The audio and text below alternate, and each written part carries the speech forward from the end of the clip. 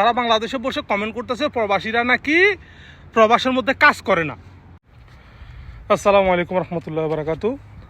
আজকে পবিত্র জুম্মার দিন। আমার এখান থেকে মসজিদ 2 মিনিটের রাস্তা। বিশ্বাস করবেন না, 2 মিনিটের রাস্তা পার হতে আমার 2 ঘন্টার উপরে সময় লাগছে। আমার যে জামাটা দেখতেছেন পুরো ভিজে গেছে, একদম পুরো ভিজে গেছে ঘামে।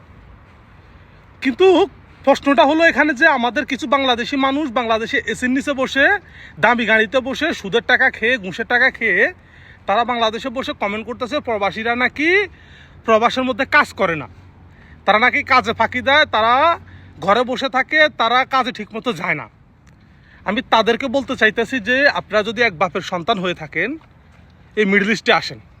এই 65-55 ডিগ্রি সেলসিয়াসের মধ্যে যারা রাস্তায় কাজ করে, যারা গাছে পানি দেয়, যারা রাস্তা ঝাড়ু দেয়, যারা মাজরায় কাজ করে, বিশেষ করে যারা কনস্ট্রাকশনের কাজ করে, তাদের সাথে এসে একটা সপ্তাহ কাজ করেন।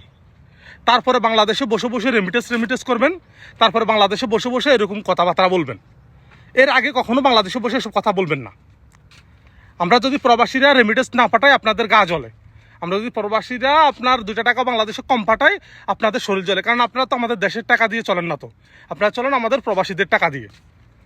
তো বিশেষ করে আপনাদের যারা বাংলাদেশে বসে বসে এসব কমেন্ট করতেছেন তাদেরকে আমি বলতে চাইতেছি, যদি আপনারা যদি এক বাপের সন্তান হয়ে থাকেন এসব কমেন্ট করার আগে এসব মিডল ইস্টে আসেন, এসে মানুষের কষ্ট দেখেন, তারপর বাংলাদেশে বসে বসে এসব গল্প করবেন।